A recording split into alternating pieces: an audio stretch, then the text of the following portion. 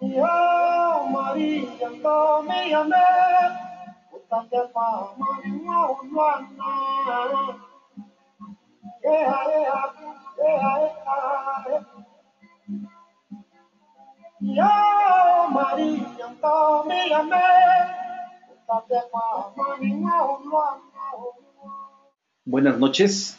En este momento iniciamos nuestro seminario web 5 estrategias para vivir la vida que realmente deseas antes de que la muerte te sorprenda. Estamos muy contentos porque es el primer seminario web que damos en Corpore. Estamos entrando a esta nueva tecnología y yo soy Antonio González, me presento. Voy a estar aquí de anfitrión y entrevistador del maestro Jorge Galindo, al que muchos de ustedes ya conocen por sus escritos o sus conferencias o como maestro. Bien, quiero comentarles que al lado de en el panel de control de este seminario web, van a encontrar un espacio para postear las preguntas. Pueden comentar todo lo que quieran, todos los comentarios ahí, y al final las vamos a responder. Bien, y antes quiero presentarles a Jorge Galindo, quiero hablar un poquito de él. Jorge es el director del Instituto Corpore en México. Es un instituto que se dedica a entrenamiento en psicoterapia corporal. Él es psicoterapeuta en Gestalt, core energética, maestro en orientación y desarrollo humano por la Universidad Iberoamericana, tiene diplomado en bioenergía y sanación, es practicante del método Hakomi y es psicoterapeuta en el modelo de relación excepcional.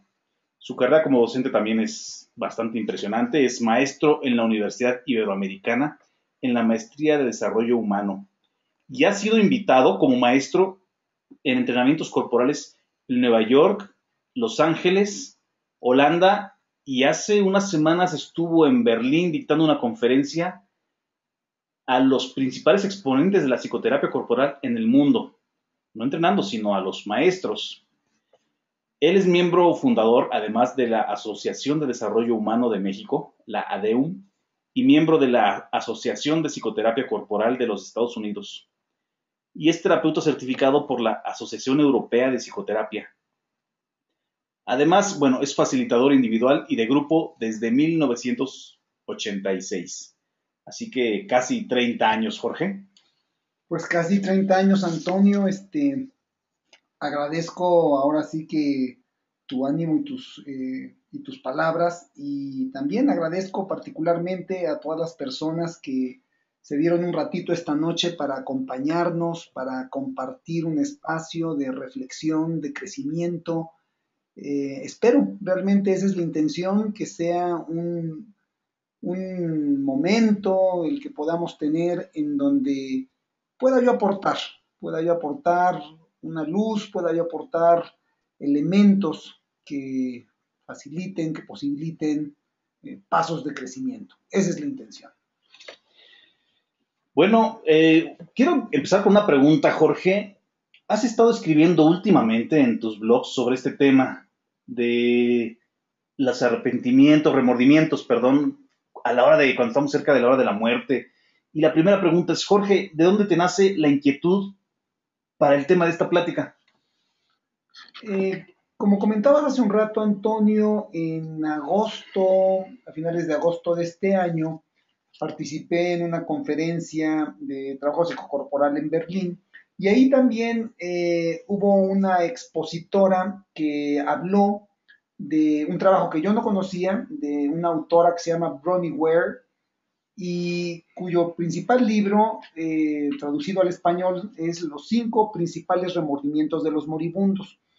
A mí me impactó porque, digamos, no es un libro que parte de teorías o de ideas, por claridosas que éstas puedan parecer, sino es el reporte de la experiencia de esta persona que estuvo en cuidados terminales por muchos años y que fue testigo presencial de lo que la gente, en los momentos ya, en los procesos ya de morir, de lo que la gente habla y de lo que la gente se arrepiente. Entonces, en este libro, ella propone y nos habla de los 5 principales remordimientos de los moribundos. Y para mí fue de impacto al leerlos, que pues el número 1 es que la gente se arrepentía de no haber podido vivir la vida que realmente había querido vivir, hubiera querido vivir. Y esto implicaba, no se atrevió a expresar los sentimientos y las emociones que verdaderamente sentía, no se atrevió a decir lo que verdaderamente quería. Es decir, en términos generales, eh, tuvo esta dificultad de expresar sus anhelos, sus necesidades a sus semejantes, al mundo, digamos. Eh, y esto es lo que Bronnie Ware nos subraya, que una de las principales insatisfacciones con las que nos podemos despedir de la vida es la dificultad que tenemos, que tuvimos, de afirmar nuestra verdad interior en el mundo, con el mundo. De ahí nació mi inquietud, y no nada más como de, que esto fue parte de lo que escribí en los boletines anteriores, como de dar la reflexión, de llevar luz a que esto es lo que nos puede esperar al final del camino si no nos movemos ahorita que tenemos oportunidad, sino también el aportar pues algunos elementos, ¿verdad? Cómo hacer el movimiento hoy día, en este momento, para justamente poder acercar mi proyecto de vida a lo que verdaderamente anhelo. Entonces, la intención de esta plática justamente se centra en dar algunos elementos que puedan servir como base, como punto de arranque, estos primeros pasos, para no terminar al final de los días con una canasta pesada de remordimientos. Ok, Jorge, bueno, ¿y cuáles son, para empezar ya bien el seminario, cuáles son estas estrategias? Pues mira, la primera estrategia es, pues más que nada es una cuestión de actitud, de enfoque contigo mismo. Aprender a ser tu propio aliado, es como yo le llamo, aprender a ser tu propio aliado.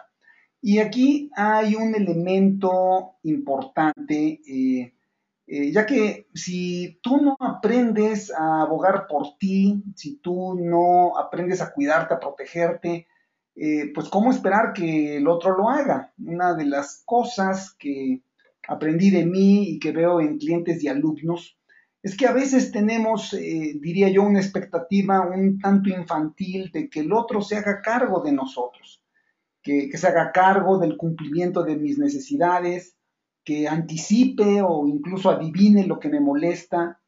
Y aunque estas expectativas quizás fueron adecuadas en la infancia, pues en el mundo adulto, yo diría que en el mejor de los casos resultan un tanto ingenuas. Entonces, desde esta perspectiva, el primer paso, el primer punto es como tomar esta actitud de aliado contigo mismo. Ahí también pongo como un punto de practicar un egoísmo sano, darte el permiso de hacer unilateralmente lo que crees que es mejor. A veces estamos tan inmersos, estás tan inmerso en tus relaciones con otros, tan atento a lo que la gente quiere de ti, que llegamos a perder de vista, que llegas a perder de vista, pues qué es lo importante para ti mismo y realmente, en última instancia, solo a ti te corresponde darte el permiso de ser asertivo. Y aquí asertivo lo entiendo como pues la expresión, la conducta que expresa mi verdad y que busca lograr lo que necesito en un contexto de relación y de mutualidad. Y otro punto que también veo importante, que apareció hoy en pantalla, dentro de esta intención de ser tu propio aliado, es pues practicar una sana autocompasión. Y aquí quiero destacar la importancia de hacerte cargo de tu nutrición emocional. ¿Qué es la nutrición emocional? Yo diría que empieza por identificar aquellos lugares y personas que emocionalmente te hacen sentir bien, que emocionalmente te aportan. A veces, pues necesitas apartarte del mundanal ruido y buscar un refugio. Y en la tradición budista se nos invita mucho a buscar el refugio en las enseñanzas de algún maestro, las verdades que dan luz, en los escritos y verdades que dan luz, o con amigos y familiares, con otras personas. Yo digo que también podemos cargar pila, podemos también tener esta nutrición emocional con la naturaleza, contemplando arte, escuchando música, haciendo un momento de meditación, haciendo un momento de oración, en fin, como estos espacios o personas que te ayudan a cuidar mejor finalmente la salud emocional. Bueno, y quiero avisarles a los que están escuchando y viendo esto que pueden revisar en el blog de Corpore. Hay una serie de blogs que posteamos, que posteó Jorge, que se llaman Saber Nutrirte de la Vida. Es algo que les va a ayudar. Bueno, y quiero recordarles que pueden postear sus preguntas ahí donde dice panel de control y nada, por lo que quieran y al final les vamos a responder. Bueno, Jorge, ¿y la segunda estrategia que consideras fundamental? Bueno, la segunda estrategia que considero fundamental es pues la capacidad de cultivar el darte cuenta de qué estás sintiendo.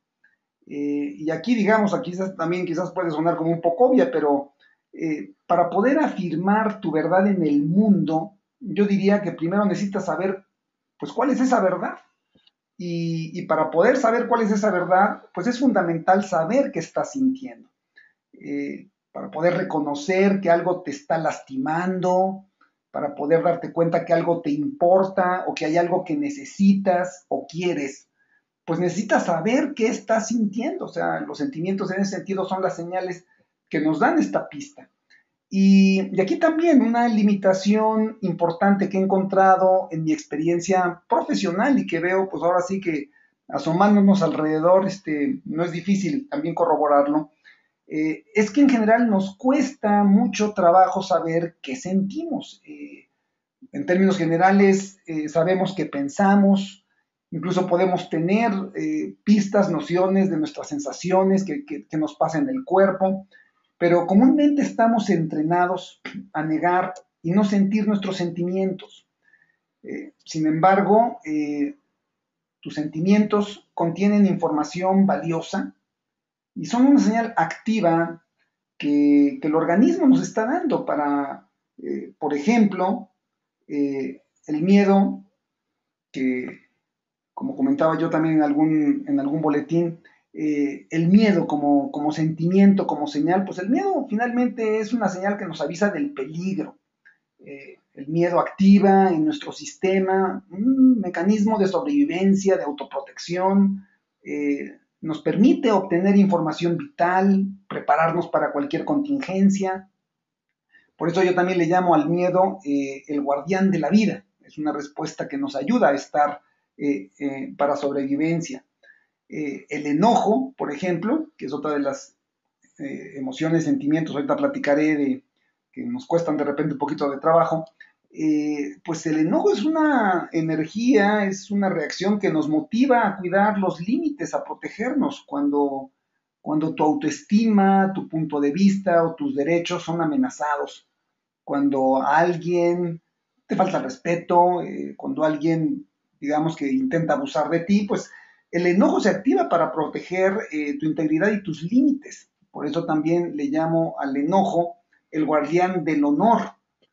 Eh, Tenemos también el dolor o la tristeza, que desde mi perspectiva son los sentimientos que te permiten activar una respuesta frente a la experiencia de separación o pérdida. Yo los veo como la señal interna que te avisa, que internamente te va dando ya la señal de que es el momento de soltar y de dejar ir. Si no tienes una relación amigable con tu tristeza, va a ser muy difícil, te va a costar trabajo identificar qué cosas, qué situaciones o qué personas ya no te sirven, ya no sirven en tu vida, ya no aportan en tu vida y en realidad ya está siendo necesario pues que sueltes, que dejes ir. Por otro lado, también está la alegría, que desde esta perspectiva, pues esta sensación expansiva que te abre, te conecta con lo que está más allá de tu individualidad y te invita a mirar hacia afuera, hacia el mundo con optimismo, con esperanza, y hacia adentro te pone en contacto con una sensación de valía, de satisfacción. Y finalmente, también quiero mencionar el sentimiento del amor. Y creo que aquí se puede decir mucho acerca del amor. Hay tratados, ¿verdad? Completos en relación al amor, a lo que puede ser el amor o es el amor. Pero en esencia, desde mi perspectiva, el amor es el impulso interno más poderoso que nos invita a la experiencia de unión. Desde esa perspectiva es una emoción que expande tus límites y te invita incluso a una comunión con la vida misma. Eh, entonces, por eso siento que creo que estar en contacto con esto que sentimos, pues es la mejor brújula para saber primero qué está pasando conmigo y cómo está mi interacción con el mundo. Oye, Jorge, y si los sentimientos son nuestros aliados, ¿por qué nos cuesta tanto trabajo estar en contacto con nuestros sentimientos? Buena pregunta, Antonio. Ahora sí que es una de las preguntas centrales dentro de la psicoterapia, ¿verdad? Si los sentimientos son, por un lado, una especie de bagaje natural, digamos, es producto de una evolución, pues, de miles, millones de años en el organismo, ¿por qué nos cuesta tanto trabajo en la vida, pues, en la vida actual, en la vida adulta, ¿verdad? Y yo creo que nuestra dificultad con los sentimientos proviene, no única, pero sí quizás principalmente, de la relación que hemos desarrollado con lo que llamamos o llegamos a llamar como los sentimientos negativos, y lo pongo entre comillas, porque negativos es la etiqueta que en realidad terminamos poniendo a las experiencias emocionales que hemos vivido en nuestra historia y que nos resultaron difíciles y amenazantes. Y por lo tanto, aprendimos a evitarlas. Y esto básicamente en el ánimo de sobrevivir.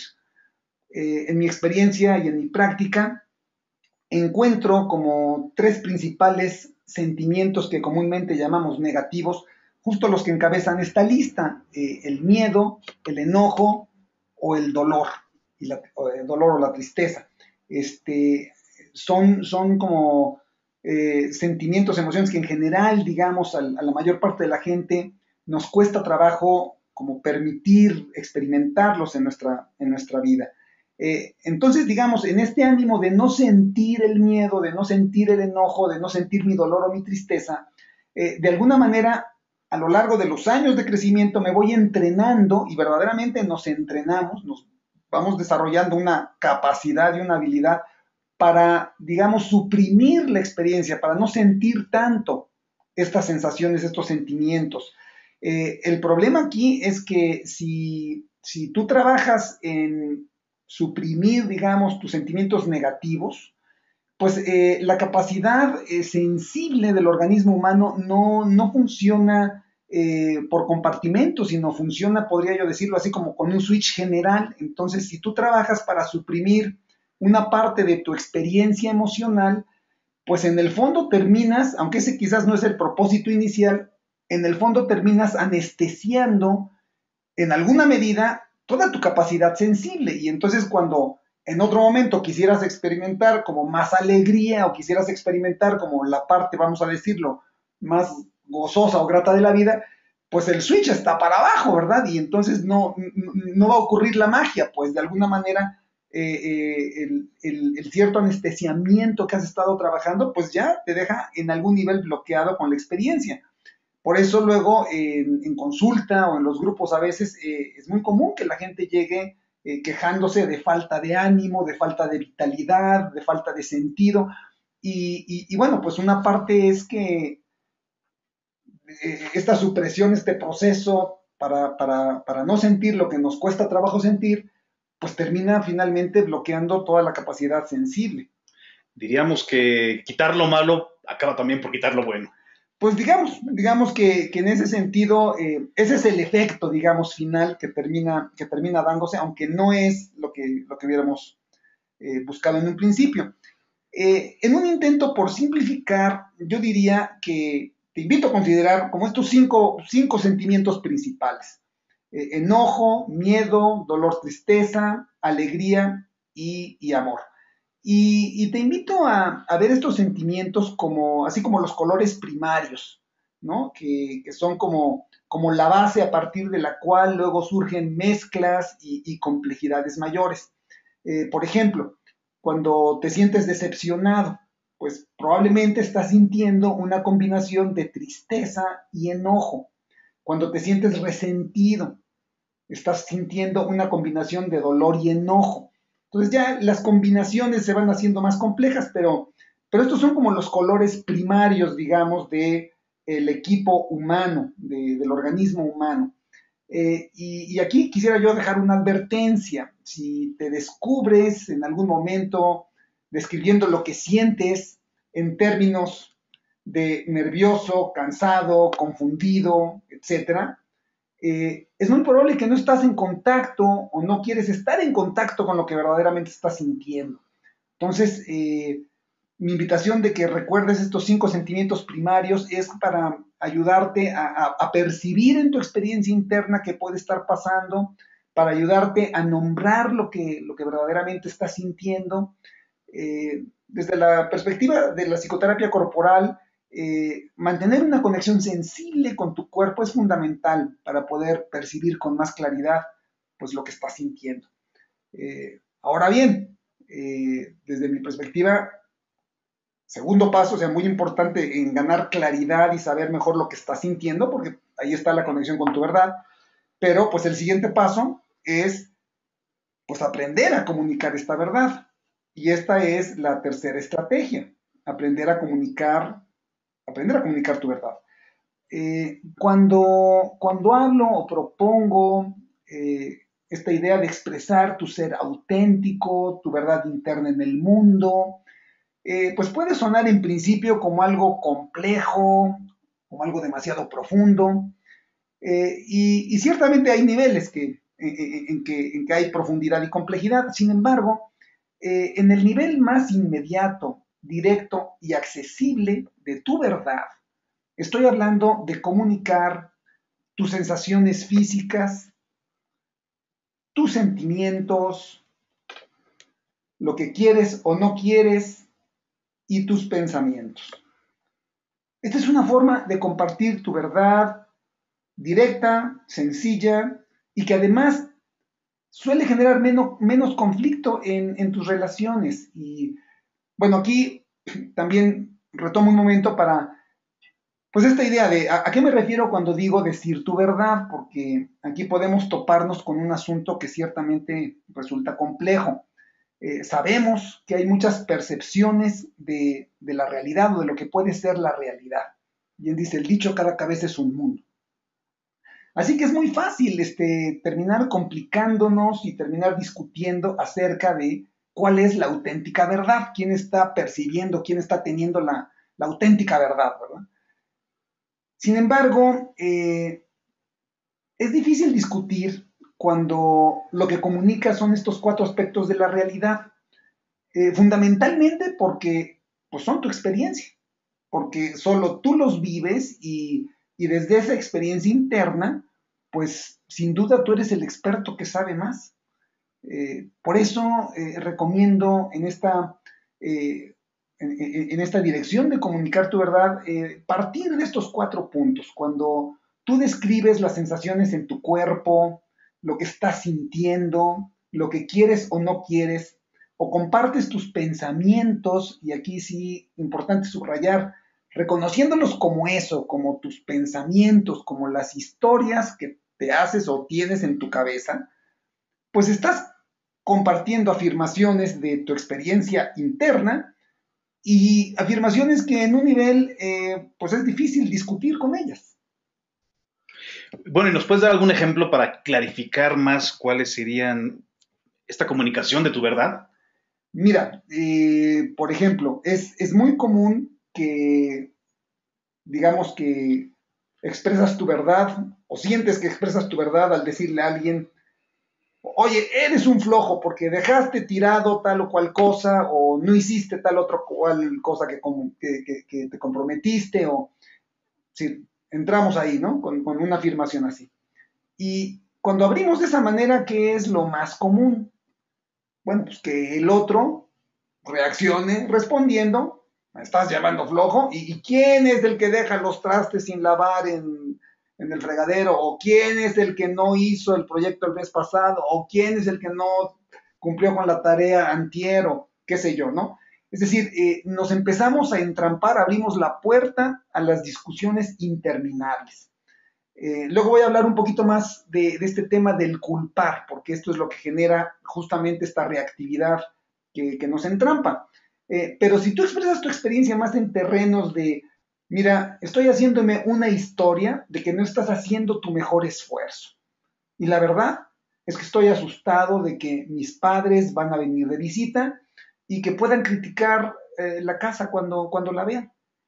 Bueno, esta es una expresión. Eh, Aquí quizás lo más probable, yo me imagino cuando una persona escucha algo así, pues más bien que responda con un o a y más bien te pida hablar un poco más para saber qué pasa con ese tema. Entonces, sí, sí va quedando un poco la idea. Me queda claro, sí, gracias. Entonces, expresar tu verdad realmente se trata de comunicar lo que está pasando contigo y no tanto, no se centra tanto, que ese es pues ahora sí que la inercia, el vicio que a veces tenemos, no se centra tanto en lo que hace o dice la otra persona, no se centra tampoco en culpar al otro.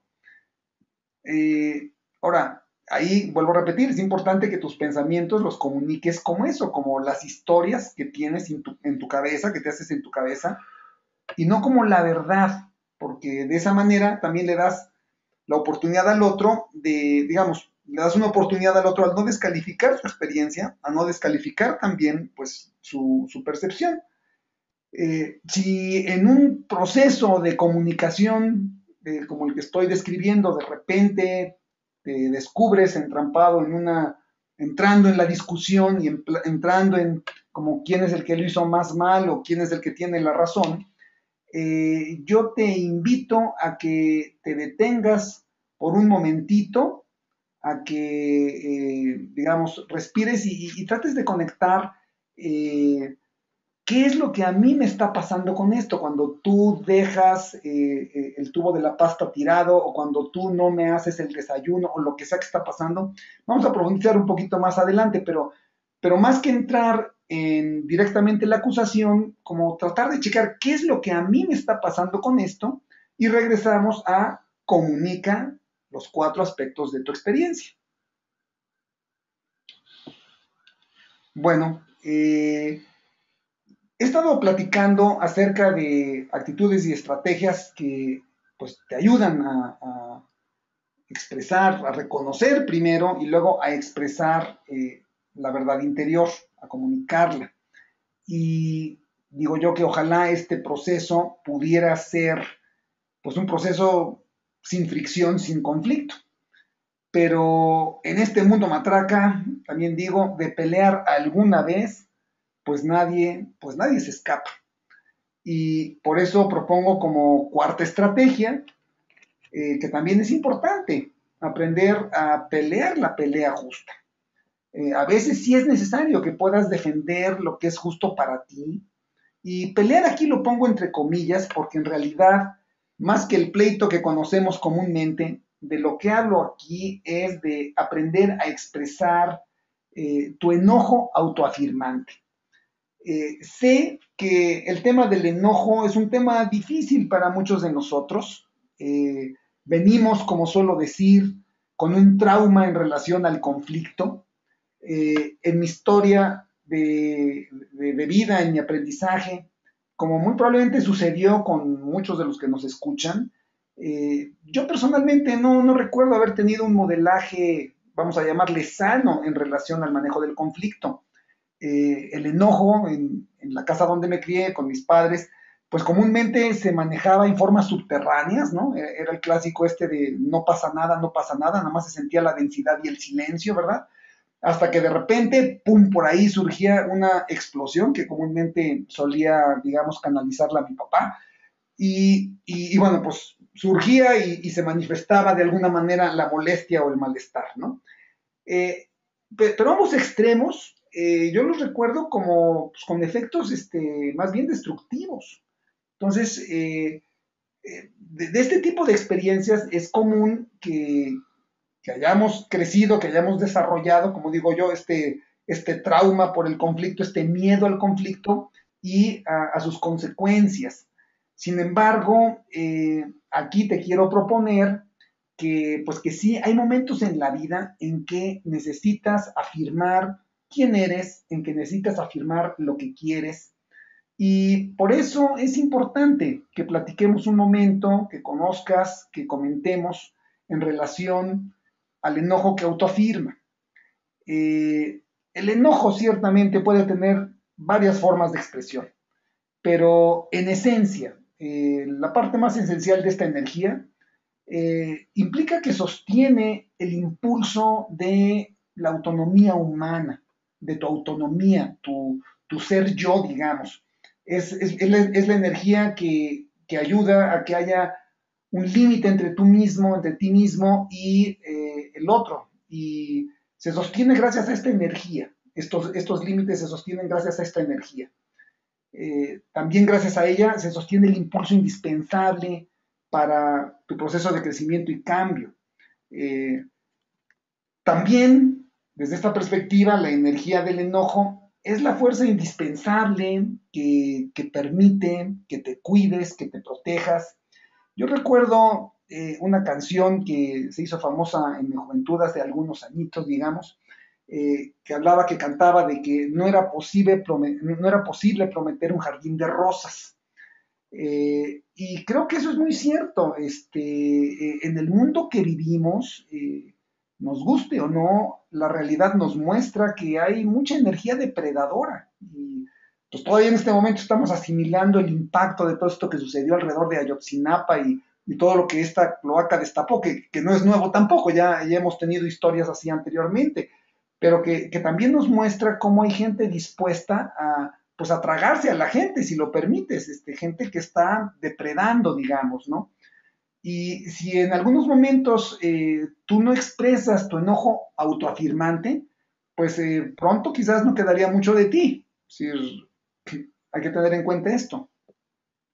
También creo que es importante considerar que, aunque muchas veces no se usa así, el término agresión etimológicamente significa ir hacia. Es la energía, el impulso que nos lleva a salir al mundo para obtener, para lograr lo que necesitamos.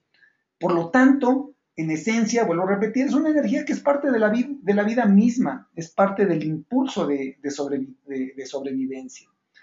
Entonces, el poder defenderte limpiamente, sin excusas, me atrevo a decir sin maldad, eso es enojo autoafirmante. Por eso yo digo que es parte de tu poder genuino. Cuando el poder encuentra a la posibilidad del poder también, de la fuerza del otro dentro de una relación, pasan grandes cosas en esas relaciones. Y a menudo solemos contener este poder personal porque estamos temerosos de asustar a la gente a nuestro alrededor, tenemos miedo pues, de qué vayan a decir, o no les damos el crédito, no consideramos que puedan ser capaces de manejar pues esta fuerza, nuestra intensidad. Sin embargo, sin querer queriendo, pues también comprometemos nuestra capacidad para las relaciones más plenas. Eh, Aquí quizás también es importante diferenciar lo que estoy queriendo proponer como enojo autoafirmante de otras formas, yo diría mucho más comunes en que conocemos el enojo. Y la primera que decíamos hace un rato, que es pues el deporte nacional, casi es deporte nacional justamente, es el culpar. Es un deporte favorito de mucha gente. A diferencia del culpar, que es una reacción que en realidad, si te das cuenta, está más enfocada en lo que el otro hace, está más enfocada en discutir cuál es la verdad y quién tiene la razón. Por eso es que nos entrampa en dinámicas que a veces son difíciles de salirse. A diferencia de ese culpar, el enojo autoafirmante asume la responsabilidad de mi propia experiencia, asume el hacerme cargo de lo que me pasa y de lo que necesito.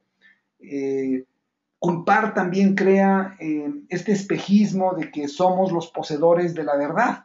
Y en realidad, tomando en cuenta nuevamente esta percepción relativa de la realidad, pues en realidad solo estamos expresando o estamos percibiendo parte de lo que puede ser la realidad. Entonces, aquí, digamos, es importante como revisarte cuando te descubres enganchado, enganchada en una dinámica de discusión, de conflicto, regresar a esto que te proponía yo hace rato de qué es lo que me pasa cuando él, cuando ella está haciendo eso y regresar a comunicar los 4 puntos de la experiencia. Muy bien, Jorge. ¿Y nos podrías dar un ejemplo de este último punto para que quede un poco más claro?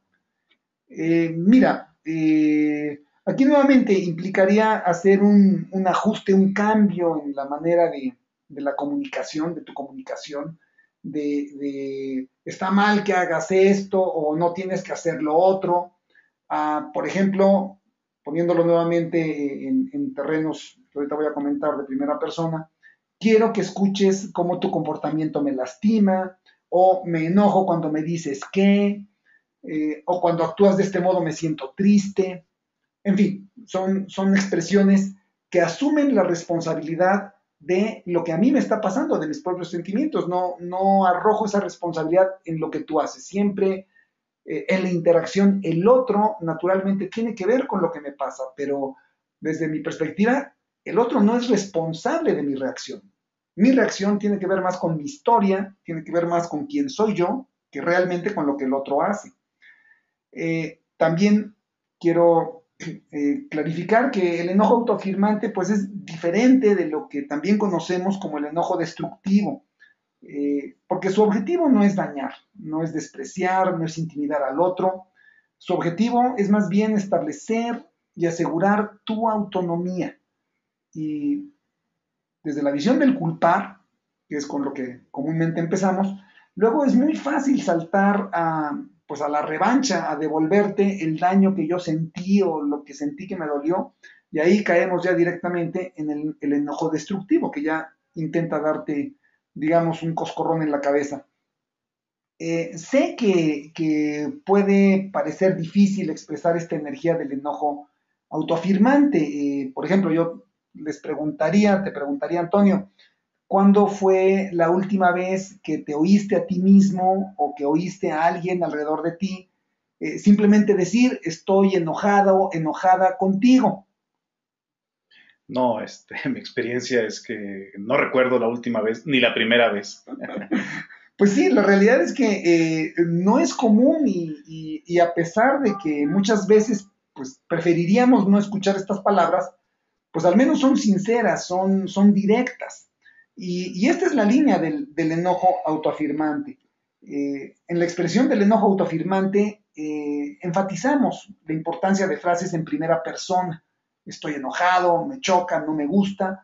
Y de ahí podemos ir como tejiendo, como lo estamos poniendo ahí como ejemplo en el slide, pues expresando justamente algún elemento de estos 4 puntos de mi experiencia interna.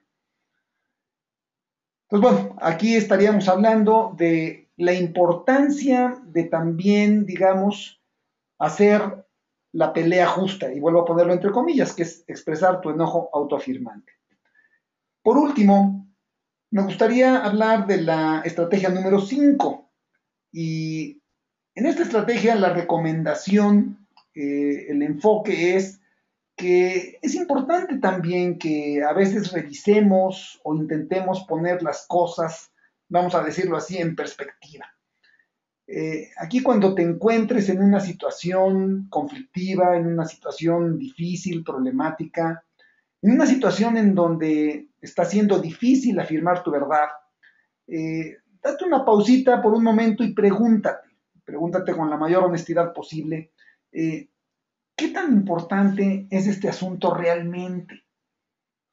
¿Qué tanto quizás es solo un detalle? En las relaciones, como en las cuentas de banco, tenemos un límite a lo que podemos disponer y gastar. Y en las relaciones, la moneda principal se llama confianza y cariño. Y al igual que en la cuenta de un banco, pues no podemos desgastar el vínculo indefinidamente.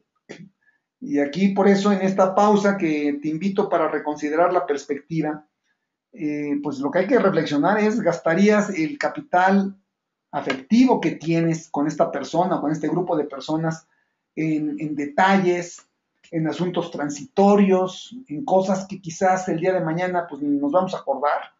O más bien, conviene reservarte, conviene guardar un poco para invertir o tomar el riesgo, pues cuando se presenten las cosas que realmente importan, los asuntos que realmente para ti sean fundamentales. Entonces aquí una primera recomendación es importante que cultivemos una flexibilidad frente a las cosas del día a día, de lo cotidiano, porque eso nos permite también tener más energía, más reservas cuando llegue el momento de confrontar las grandes.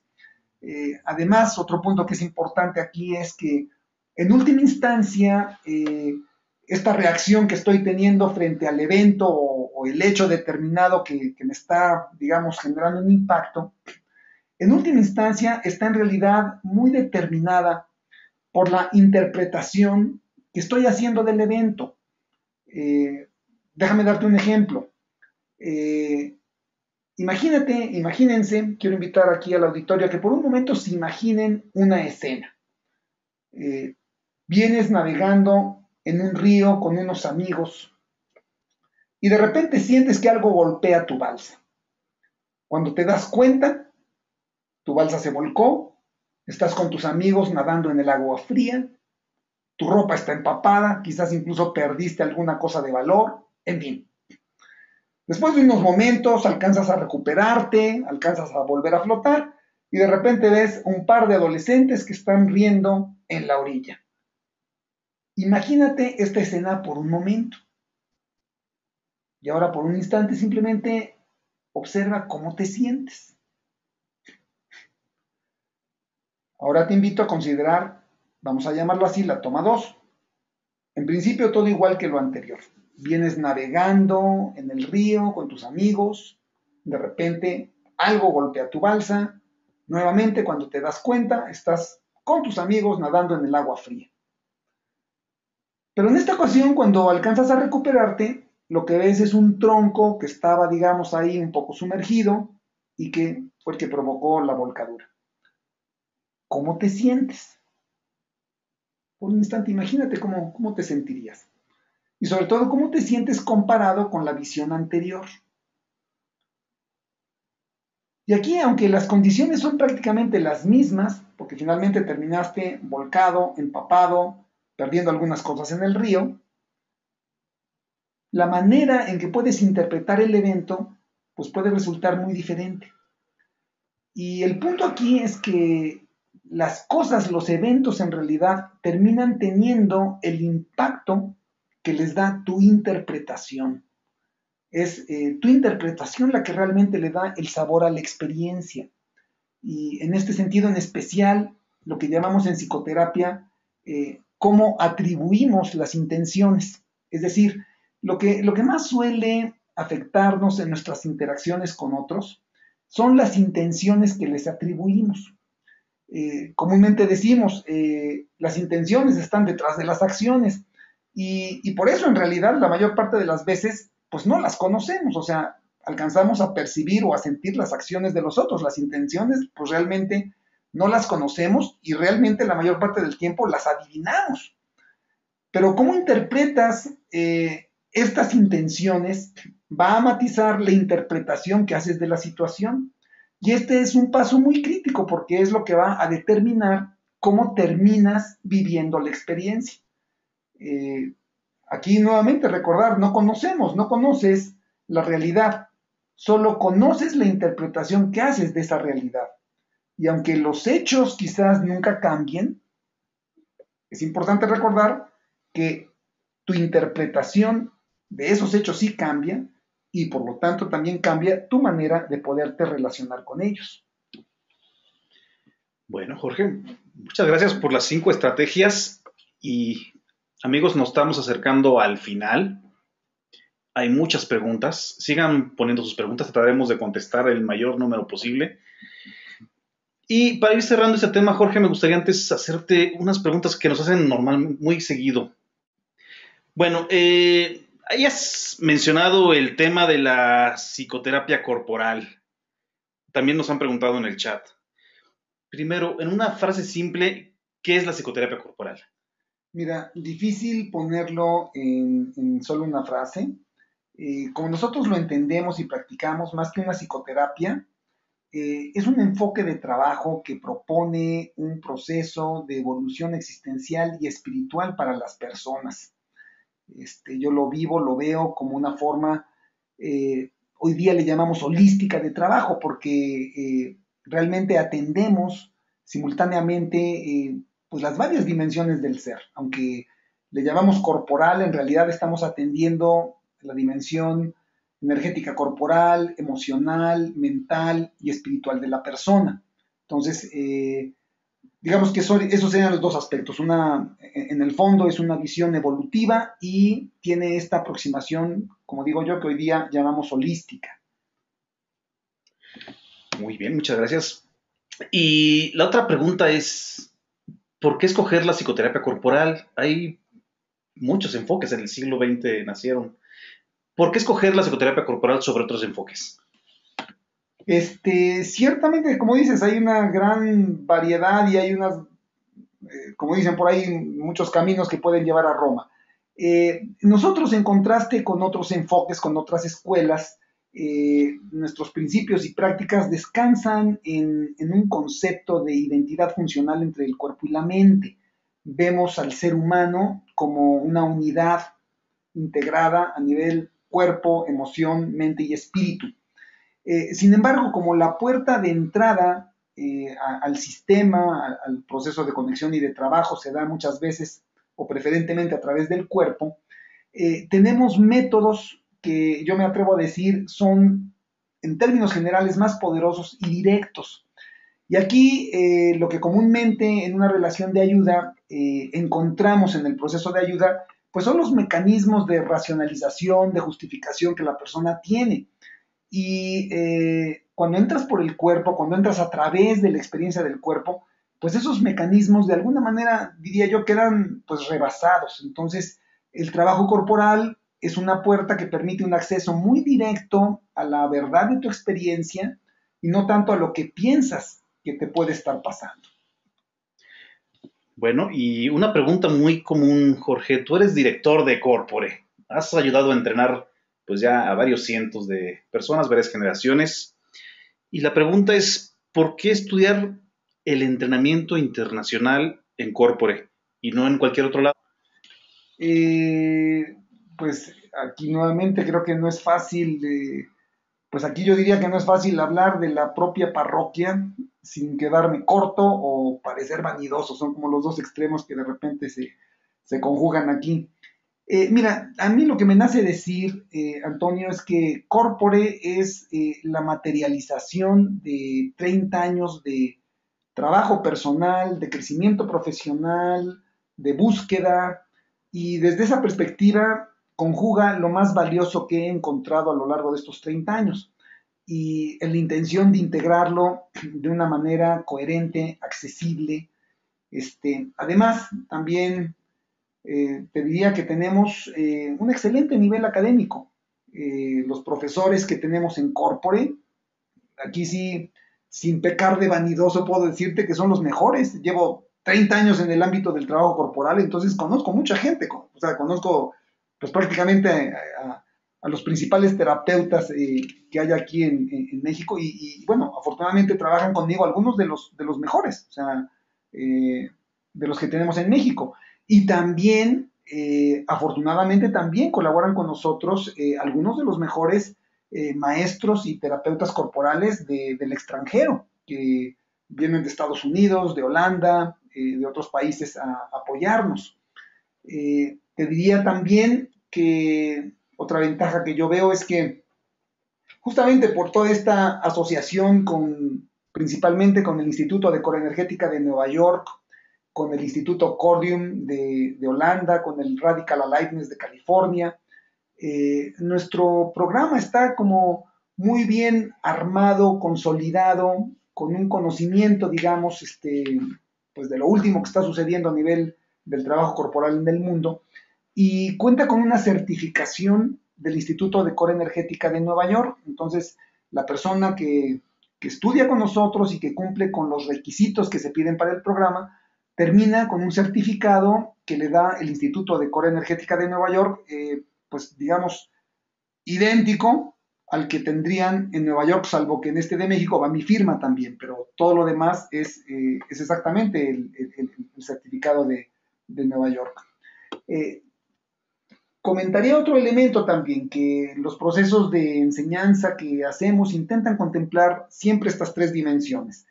Crecimiento personal, en este caso yo diría que aquí sí, en casa del herrero, pues asadón de hierro, porque en el trabajo de psicoterapia es fundamental, el principal instrumento que tenemos es nuestra propia persona. Entonces en Corpore hacemos mucho énfasis en facilitar, en promover el crecimiento personal de nuestros alumnos. También damos una formación con base en teorías, en metodologías. Ya llevamos pues muchos años, digamos, en el ámbito corporal, desde los años 30 del siglo pasado que empezó Wilhelm Reich, que es considerado como el padre de los enfoques corporales en Occidente. Pues hay ya un gran acervo de teorías, conocimientos, prácticas, metodologías, y bueno, pues también damos este trabajo para que las gentes, los alumnos que vienen con nosotros se formen. Y finalmente también generamos y promovemos espacios donde puedan hacer pues, prácticas supervisadas. Por último, quisiera hablar de un último punto que nos han retroalimentado mucho nuestros egresados, y es este contexto de aprendizaje y convivencia en comunidad. La gente que ha venido con nosotros nos reporta que esta experiencia de haber participado en una comunidad con gente que comparte estas ganas de crecer, gente que de alguna manera también busca este proceso de aceptación, de compañerismo, pues es una experiencia que muchas veces les cambia la vida. No faltan las personas, muchas veces yo doy el primer módulo de la formación, que en el primer módulo reportan, híjole, yo creí que era el único loco, entre comillas, y por loco quiero decir como alguien que tenía esta inquietud, digamos, ¿no? Y de repente pues se ven rodeados de mucha gente, de toda una comunidad que comparte pues esta inquietud de crecimiento, esta inquietud de desarrollo, y esto es algo que potencia mucho, ¿cómo se llama? El propio desarrollo individual. Nuestra meta última, yo te diría que en Corpore nuestra intención final es promover que tengas un reencuentro dinámico, creativo, profundo con tu impulso vital, para que finalmente, digamos, el objetivo último es que puedas vivir con mayor vitalidad y satisfacción tu propia vida, y a partir de esa plataforma aprendas maneras, formas para facilitar a otros en esa misma dirección. Bueno, muchas gracias, Jorge. Y ahí tienen en pantalla el inicio del programa de entrenamiento internacional psicoterapia corporal. Es el 29 de enero del 2015 y recuerdo, Jorge, el último día que estábamos viendo números, pues ya está llenándose el grupo. Pues afortunadamente vamos caminando. Ahora sí que como en las obras de teatro, ¿verdad? Nuestros principales promotores afortunadamente resultan las gentes que están estudiando con nosotros, las gentes, digamos, a mí me da un gusto saber que de una generación a otra, pues está el hermano del alumno que estuvo en tercer año, o está un primo, o es decir, cómo nos recomiendan también entre familiares y amigos. Eso a mí me da mucho gusto, me parece una señal, digamos. Sí, me recuerdo para una anécdota que se me hace muy significativa. Hubo una generación que había 4 hijos de alguien que estuvo en una generación anterior.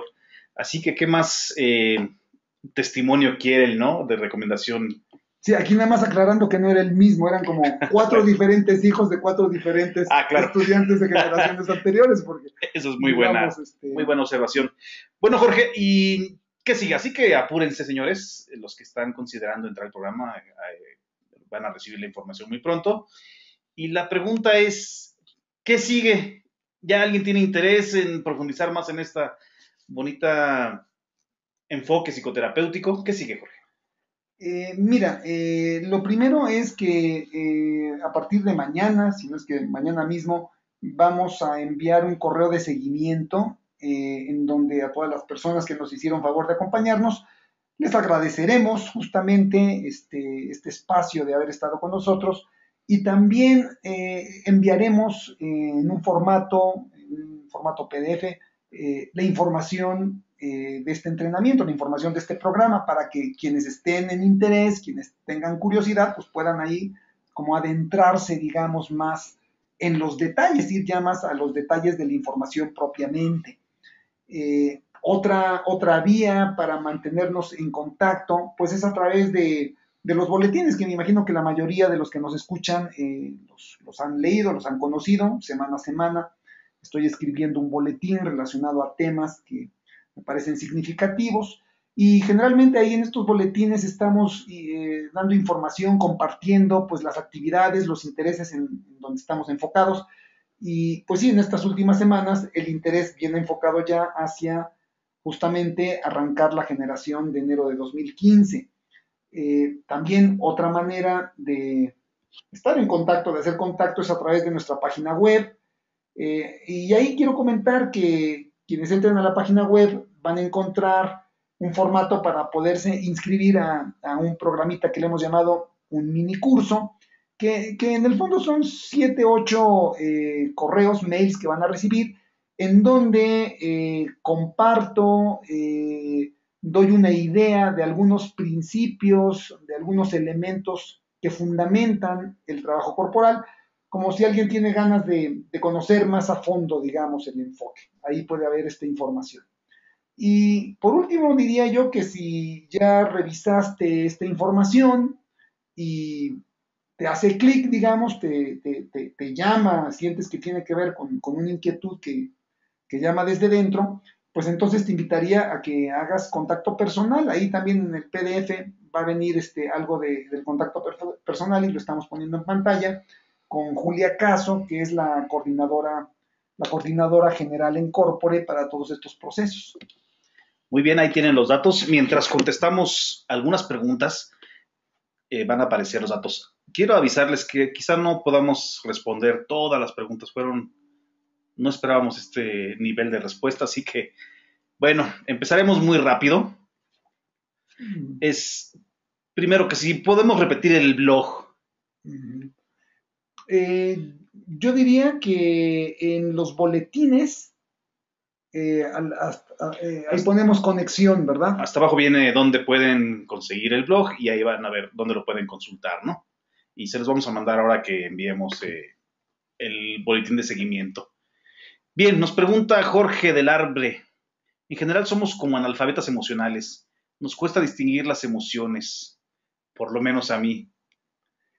Pues sí, tiene que ver con esto que comentaba, digamos. Yo diría que somos alfabetos entrenados, más bien analfabetos entrenados a ser analfabetos. Y aquí nuevamente la reflexión es, este analfabetismo tiene una funcionalidad, no es fortuito, no es un asunto de accidente, sino realmente el objetivo fue dejar de sentir aquellas dimensiones emocionales que me eran amenazantes o problemáticas. Ahora, aquí nada más una breve idea. Esto lo aprendimos en la infancia, cuando nuestros recursos eran limitados. La apuesta hoy día, y es la apuesta que también tenemos en Corpore, es que hoy día el ser adulto que tú eres puede ya lidiar con estas cargas emocionales que parecían tan difíciles o amenazantes. Hoy día tienes ya los recursos, tienes ya el bagaje intelectual, emocional para poder lidiar con ella. Y bueno, a veces quizás nada más necesitamos justamente pues un poco de guía, un poco de acompañamiento al principio, pero ya está ahí la posibilidad. Así que muchas gracias, Jorge. Luis Armando Oblit, no alcanzó a leer todo, pero dice, oye, también la ansiedad, ¿verdad? Que es diferente del miedo, porque hablaste me acuerdo que esto salió cuando hablabas de 5 emociones básicas. Ajá. Mira, desde la perspectiva corporal, la ansiedad es la experiencia en el cuerpo, la sensación física en el cuerpo de un movimiento emocional energético que vamos a ubicar, a ver si pueden imaginarlo un momento como más bien ocurriendo en el vientre, que busca su movimiento de expresión y de salida subiendo hacia el pecho, pero justamente por los aprendizajes, las programaciones, los miedos aprendidos, lo que sea, detenemos, frenamos, porque no queremos hacer contacto con él o no queremos expresarlo. Entonces, este efecto, la ansiedad, es más bien el efecto con el miedo, o sea, tiene que ver con el miedo, es una reacción de querer controlar el miedo, una reacción de querer como ganar un dominio sobre una experiencia de miedo que no está siendo tan consciente y que, digamos, entonces lo que nos queda como más a flor de conciencia es el síntoma, que vamos a llamarle, ya es la ansiedad. La emoción que está detrás es el miedo. Yo sí creo que comúnmente debajo de la ansiedad lo que hay es miedo, pero no hay una conexión consciente con este miedo. Ok, muchas gracias. Eh, Nos pregunta una persona, hola, por favor, Lorena Gómez, hola. Por favor, al final, si muestran la diapositiva con solo las 5 estrategias, y esta les comento yo, esta presentación se está grabando y les vamos a enviar una liga para que la puedan ver. Es una pregunta que nos han hecho mucho. Así que muchas gracias, Lorena. Bueno, Nora Marcín nos pregunta, un ejemplo de la interpretación de la intención detrás de la acción. Ajá. Y yo tengo una muy buena de mi mamá, de que sí puedo aprovechar, es muy clásico, era, lo haces para molestarme. Sí. Todo, no importaba si era agarrar el tenedor de una manera o si era... ¿Podría ser un buen ejemplo, Jorge? Es un buen ejemplo y yo te diría que cotidianamente tenemos un montón de ejemplos. Uno que nos sucede así como muy cotidiano, venimos en la calle manejando y de repente un fulano, cualquiera que sea, nos da un cerrón o nos gana el paso y es muy fácil de repente sentirlo como una ofensa personal, digamos, ¿no? Cuando el fulano que va manejando pues ni nos conoce, ni le interesa y sabrá Dios qué urgencia tiene, ¿verdad? Pero con mucha facilidad nosotros podemos poner la intención de, no me está viendo, me está menospreciando, ¿sí me explico? Podemos darle una intencionalidad que probablemente el otro no tiene, y desde esa intencionalidad, pues no es nada extraordinario que empezamos a dar cerrones y entramos en toda una dinámica reactiva pues que no tiene más que única fuente mi propia ideación, ¿verdad? Ok, Elisa Linares dice, hola, gracias por la invitación, me gustó la conferencia. Muchas gracias, Elisa.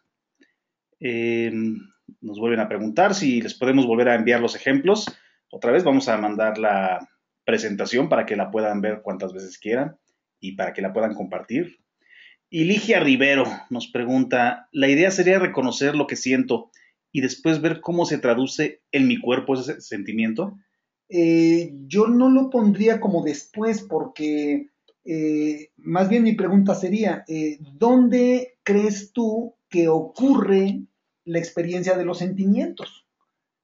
Pues a veces decimos, estoy enojado y que el enojo está ocurriendo en la cabeza o en qué parte del cuerpo ocurre. Pues comúnmente ocurre en el estómago, en el plexo cardíaco, digamos. O sea, los sentimientos ocurren en el cuerpo. Entonces yo diría que es una y la misma cosa. La conexión o la percepción sensible en el cuerpo es una y la misma con percibir los sentimientos. O sea, los sentimientos no son, desde la perspectiva corporal, no son más que los movimientos energéticos que percibimos en los plexos nerviosos del cuerpo.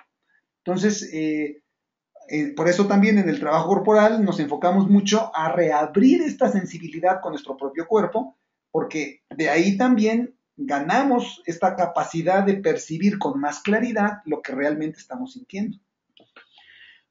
Bueno,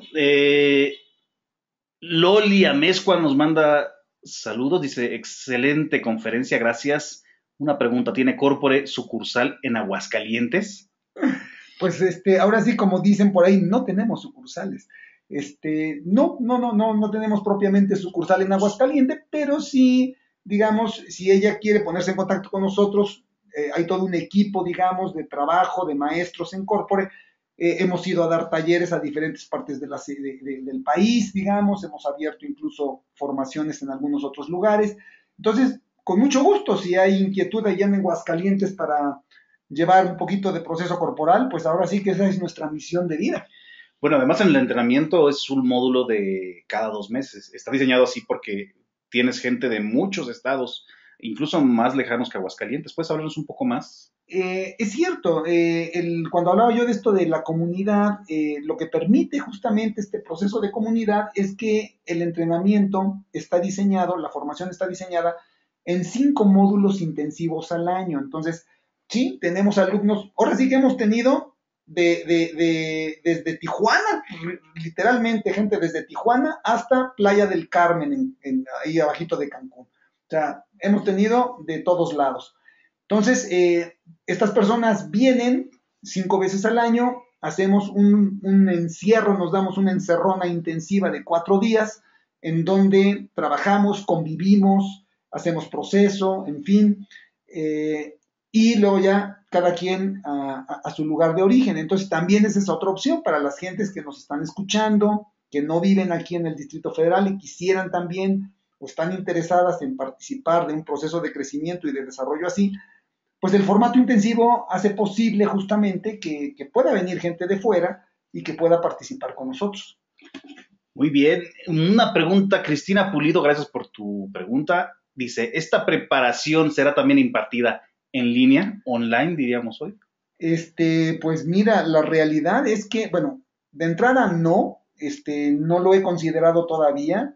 No sé qué tanto pudiera, yo soy en esto del trabajo corporal, soy un poquito chapado a la antigua, apenas estoy como explorando las posibilidades de hacer supervisión por Skype y estas cosas, pero digamos, a lo mejor si no la formación como tal, a lo mejor elementos, digamos, parte de lo que yo intento en los boletines cada semana es justamente dar esto como capsulitas de reflexión, capsulitas de conciencia que nos ayuden a ir ganando justamente conciencia sobre elementos de la vida, pero por lo pronto no. A lo mejor más adelante, pero no lo puedo prometer. Bueno, además quiero agregar aquí, Cristina y todos los que nos escuchan, Corpore tiene un canal en YouTube y ahí se han subido varias conferencias que ha dado Jorge o que ha entrevistado a algunas de, pues ahora sí que las eminencias a nivel mundial. Ahí lo pueden ver, ¿no? Muy bien, Nora nos dice muchas gracias por el seminario, fue muy claro, muy interesante y muy útil. Felicidades. Muchas gracias, Nora. Y Olga nos hace una pregunta realmente muy interesante. Olga de May dice, ¿tiene sentido iniciar la formación después de los 80 años? Realmente, como dices tú, qué interesante. Y yo diría, como suelo decir, nunca es demasiado tarde para aprender. Claro que la persona, digamos, ahí habría que ver las condiciones físicas, porque decir 80 años es una referencia numérica, y conozco yo gente de 80 años que a veces digo yo que ya quisiera yo esa condición, y conozco gente de 70 que parece de 90. Entonces, bueno, claro que habría ahí una condición que habría que evaluar, digamos, porque, bueno, implica desplazarse fuera de la ciudad, implica una serie de cosas, de movimientos, pero en términos generales, yo diría, mientras haya ganas de aprender, mientras haya ganas de crecer, pues nunca es tarde para dar el paso, ¿verdad? A mí me parece, y yo así lo considero, que el último paso de crecimiento que probablemente vamos a tener en esta vida, pues es justamente en el momento de morir, ¿verdad? En el momento de confrontar la muerte misma, pues está el último reto de crecimiento. Entonces, pues bienvenida, si quieres ponerte en contacto con nosotros, ya platicaríamos. Bueno, María Moreno Rangel nos manda un saludo desde Jalapa. Muchas gracias, María. Y la pregunta que ya se respondió. Rocío Espinosa nos da muchas gracias. Claudia Esqueda nos agradece también. Y muy bien, bueno, tal. Bueno, señores, muchas gracias. El tiempo se nos viene encima. El tirano del tiempo no nos perdona. Así que quiero agradecerte, Jorge. Pues muchas gracias por tu tiempo y por compartir este espacio. Y muy buenas noches a todos. Y nos veremos en la siguiente. Pues mira, queda en plan hacer algún otro seminario web. Me ha llamado la atención, me ha gustado, me parece que es interesante. Y bueno, pues yo me despido también. Gracias a todas las personas que nos acompañaron y espero que nos sigamos encontrando en el camino y compartiendo esta aventura del crecimiento. Bueno, buenas noches a todos. Hasta la próxima.